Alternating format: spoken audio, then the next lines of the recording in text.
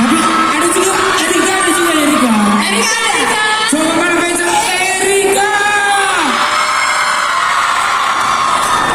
Suprot lo ya, pada semuanya suprot. Kalau fansnya Kori mana nih? Biasanya mana nih suaranya? Ya udah, luar biasa banget ya. Tadi pertanyaannya apa sih, Mak? Bentar ya, lagi gituin dulu nih. Pertanyaannya Lagi flu ya? iya. Lagi flu pakai baju kebuka-buka. Namanya juga Demidiana M Putri. Pesan sponsor selesai. Pertanyaan bahasa Inggris nah. Iya, pokoknya kalau ditanya kenapa mau terlibat dan pertama Mas Agung udah memberikan beberapa skrip lah bisa dibilang, dan pada saat baca Jangan Buang Ibu ini benar-benar dari baca skripnya aja aku suka banget dan benar-benar apa ya, berbeda dari kenapa? Aku udah nonton. Aku udah nonton. Berbeda dari film-film tentang ibu lainnya sih menurut aku. Karena ini menurut aku dari baca skripnya dan pas nonton itu aku bilang aku nggak bakal nangis. awalnya itu. Aku pas di dalam hati sih sesedih apa sih gitu. Nah ya, ketika kamu nonton Mewek ada. Oh, assalamualaikum. Waalaikumsalam. Iya, karena di Tegara Maulana Maya langsung saya tutup jabar. Halo, maaf ya. ya kebetulan teman Gak gitu konsepnya. Oh gitu ya. emang begini orang Turki emang begini orang Turki. Iya benar-benar. Tapi yang aku suka dari film ini itu sangat relevan dan sangat relatable dengan aku sebagai anak pekerja. Mungkin di sini bisa tahu anak-anaknya kan semuanya sibuk gitu. Belum boleh diomongin ya. Jadi kalau aku tuh jadi pas nonton tuh aku inget ibuku terus, dan aku merasa memang perjuangan ibu tuh nggak akan ada habisnya ya, dan selalu apa ya, ada buat anak-anaknya. Tapi ini cerita yang ada di keseharian kita banget, itu yang menurut aku jadi reminder lagi bahwa menjadi seorang ibu tuh bagaimana, tapi kita sebagai anak juga punya pemikiran dan perasaan yang valid juga gitu. Jadi yang menarik di sini tuh nggak ada yang salah, nggak ada yang benar gitu. Semuanya tuh valid gitu, karena itu perasaan dan itu realitanya gitu. Jadi itu yang menarik dari film ini, dan saya nggak sabar buat teman-teman semua untuk nonton di tanggal 25 Juni 2020. dan ini benar-benar kalau aku bilang bagus banget sih. Dan kudos buat para pemain. Mas Bumi juga keren banget, semua on point, mainnya bagus banget. Aku aja ngeliatnya kayak wow, another level dah. Kamu kan tadi kan nangis. Berapa Yes. kali momen kamu menangis ketika kamu nonton? Ini dari awal sampai akhir deh. Serius? Iya. Jadi pastikan Anda bawa tisu ya teman-teman. Benar, tapi sebenarnya di sini kalau menurut aku film ini tuh bukan sebenarnya tujuannya bukan pengen mengeksploitasi kesedihan. Itu beda ya. Betul.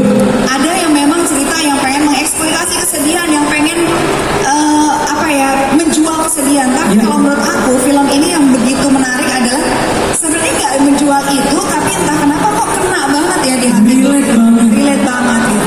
Sama kayak seperti omongan Mas Agung tadi. Iya. Tujuannya adalah biar kita bisa lebih dekat lagi dengan ibu. Tujuannya iya benar banget, tujuannya supaya kita lebih bisa mengerti, Betul.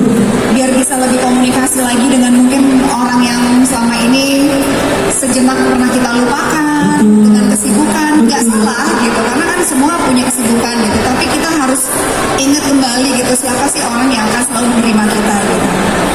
Boleh minta tepuk tangan untuk kakak Luna Maya. Thank you Kak. And Next.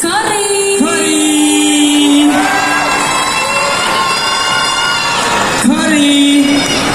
Nah, untuk Cek, oke. Nah, Kori coba tolong sapa-sapa dulu dong Kori. Oke, halo selamat sore semuanya. Sini kalau mau ikut sini aja sebenarnya nggak apa-apa.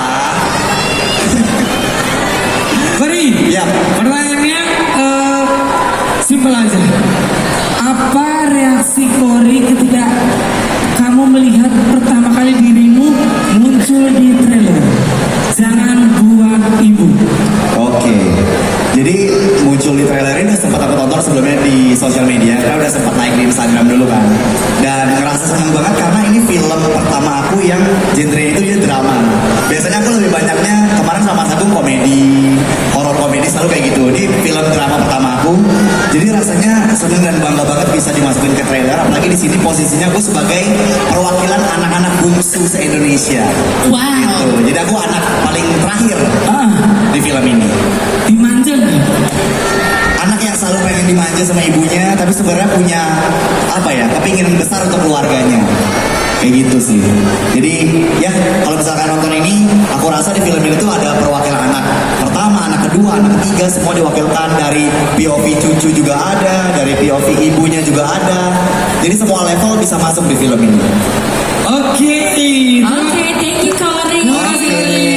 Semoga makin banyak ya Cory ya. And last but not least, Wow. that's Mala. Inilah yang kalian tunggu-tunggu. Selamat sore semuanya. Jawab ke. Masalah. Apa? Iya. Ada yel nggak sih? Yel. Harus yelling apa? Ada sih. Ada nggak? Erika kayak tahu banget Erika. Ada. Ada kan? Ada. Coba nomor. Oh ya. 1, 2, 3. Malalisius. Kayak mete. Emang kayak mete. Konsepnya emang ke situ. Oh gitu. Maaf, ini asuransi saya. Jaya. Jaya. Iya. Bagus. Ini prediksi. Prediksi juga. Jaya. Betul. Wow. Banget cakep aja. Oke, Masa sih? Malau. Spicy ya. Nice. Caranya buat kakak, caranya buat biar bisa masuk ke dalam karakter tuh gimana? Dan kira-kira harus ngapain dulu gitu biar bisa fokus and be in character. Ini jawabannya mungkin if I have to be in character, aku lebih banyak ngomong sama Kak Nirina, sama My Eyang. Cause aku kalau ngomong sama Kak Nirina berasa kayak anak SMP gitu. Sebenarnya aku SMA sih, kayak beda dikit doang, tapi gak apa-apa lah. Aku nggak lihat muka kita. Say, lo ngomong sama tante nih. Oh iya, maaf Aunty, maaf. Tapi gitu, aku emang harus ngobrol dulu sama Kak Nirina biar get on character, and I feel like aku juga dari dulu deket banget sama nenek aku, jadi kayak relatable aja. Oh jadi very relate dan Yes. gampang lah ya. Not easy tuh lah. Oh, not Karena easy. aku juga lagi syuting judul lain, ceritanya di situ aku udah kerja. Jadi kayak susah ngebalance-nya. Oh harus divide your character. Yeah, so maybe that's the hard part. Oh for sure. yeah. Anyways, I think you did a good, did amazing.